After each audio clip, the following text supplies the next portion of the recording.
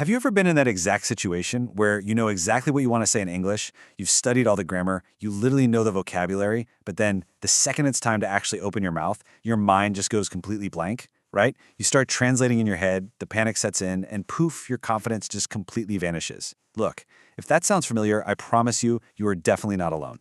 Welcome to This Explainer. Today, we are breaking down a highly actionable playbook to fix exactly that problem. We're going to take that hesitation and completely transform it into natural muscle memory. Let's get into it.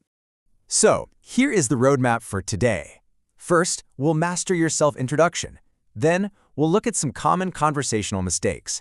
After that, we'll break down a 15-minute daily habit. And finally, we'll set you up with your very own personal AI tutor. All right, Section 1, Master Your Self-Introduction. To totally master that crucial first 30 seconds of any interaction, we're going to lean on a super simple 4-part formula, adapted from the incredibly effective Prep-Lay framework.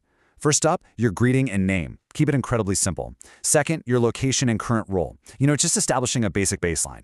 Third is your purpose, like why are you actually there? Mix that with a quick personal detail to build some genuine rapport. And finally, the close. You literally never want the conversation to just die in this awkward silence, right? So end with a simple closing invitation, like throwing a question back to them. It's kind of like a tennis match. You always want to make sure you hit the ball back over the net. Now, when it comes to this stuff, simple is absolutely always better than complex. A lot of language learners, they try to use these big, fancy words they memorized from a textbook because they think, it sounds more professional or advanced. But honestly, native speakers actively avoid that over-formal language. They actually prefer casual authenticity. Saying, "Hi, I'm Sarah," is perfectly fine even for high-level professional networking. On the flip side, saying something like, "Pleased to meet your acquaintance," just sounds unnatural, super stiff, and to be honest, a bit robotic in a modern setting. Because think about it. When you're networking, or maybe you're just meeting a friend at a dinner party, the absolute last thing you want is to deliver some highly scripted, complicated speech. The whole goal of an introduction is simply to break the ice, establish a friendly, approachable baseline, and get that other person talking too. A simple, grounded introduction is basically the key that unlocks a natural, flowing conversation, and it does that without putting immense pressure on yourself right out of the gate. Moving right along to Section 2, Common Conversational Mistakes. Okay, so once you've nailed that introduction, you have to navigate the actual conversation without falling into what I call transactional traps. For example, asking, "What do you do?" is totally standard, but leading with, "Are you hiring?" in the first 30 seconds? Yeah, that's a major red flag. It makes the whole interaction feel entirely self-serving. Another massive trap is the 60-second monologue. We've all been there, right? If someone asks what you do, please do not trap them in a detailed, breathless speech about your entire life history. Actually, scratch that. Just keep your answer to 2 tight sentences and always ask a question back. And finally, remember the golden rule of networking here. The initial chat isn't the whole picture. Following up 24 hours later is where actual relationships and real connections are solidified. Now, exiting a conversation gracefully, that can honestly be the hardest part of networking, even for native English speakers. You get that lingering silence, the subtle looking around the room. It's just tough.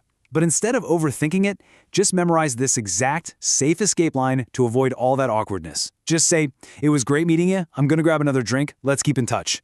It's polite, it feels entirely natural, and it gets you out so smoothly without burning any bridges. Seriously, commit this to memory, word for word. It is an absolute lifesaver. All right, up next is Section 3, the 15-minute daily habit.